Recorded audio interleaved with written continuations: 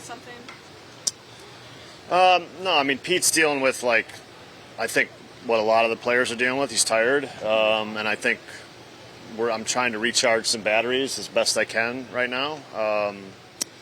So, this is an opportunity to do that a little bit, and with the off day, and Seiya's off today, trying to recharge his battery. So that's what we're doing. I was to say, is Gosman's ankle still okay? Yeah. Okay. No worries. To be at the end of the 17-game stretch, just what can you say about even the durability factor for players, how you've been able to manage that, the pitching, just how you gotten through it? Yeah, I mean, these are always challenging stretches, and yeah, I mean, I think there's days you go in and you're really worried about everything, and there's days you go in and I think you feel pretty good. And like I said, the starting pitching's been a big reason why we've been able to get through it. I think the mindset of some of our guys, like Dansby and Nico, like how they've just set their mind to it, and they're really good at it. So we've got a lot of good examples, and it's what leads to good baseball and consistent baseball.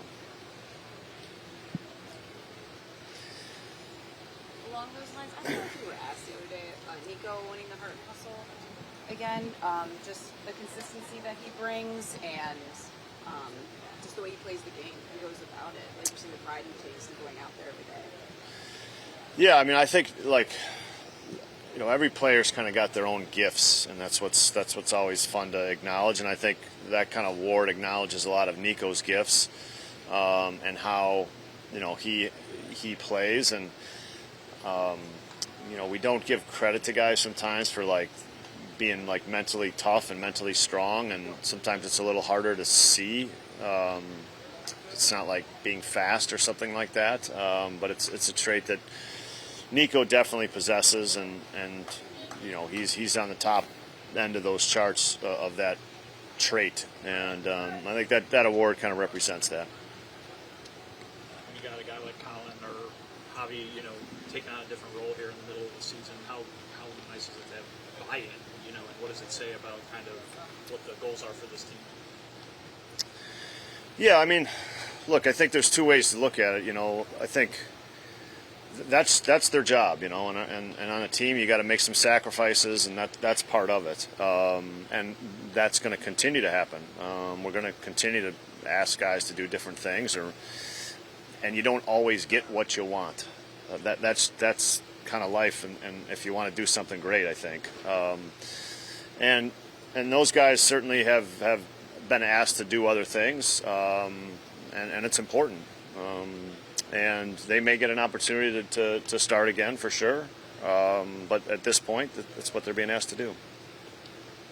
Saw a report from Iowa that Shelby Miller starting his rehab assignment. Yes. Okay. Yeah. I guess, what does it mean knowing that he's taking kind of like the big first official step on his way back? Yeah. I mean, I think I think Shelby's rehab and return to play at this point has gone as well as it possibly could, and he's done a heck of a job, and the staff in Arizona has done a heck of a job with Shelby.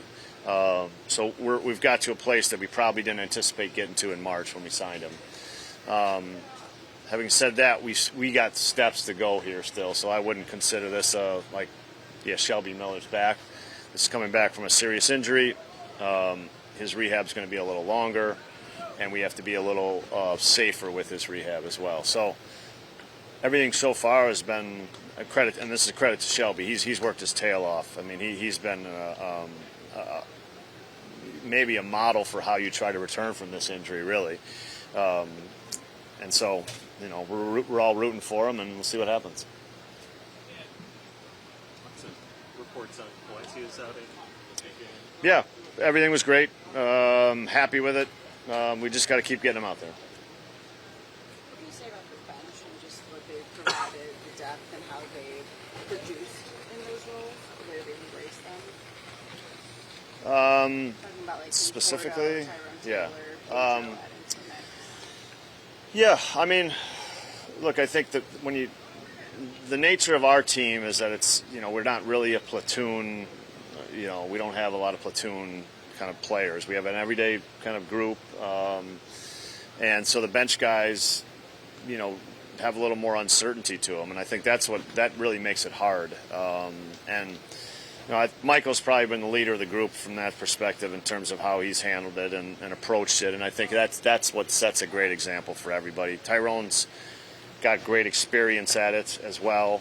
I mean, probably more than Michael, frankly, and Tyrone just knows, hey, I might play 4 out of 6 days like he has when he got here, and then it might not play for a week, and that's what Tyrone knows, and that's what he expects, and I think that helps him perform.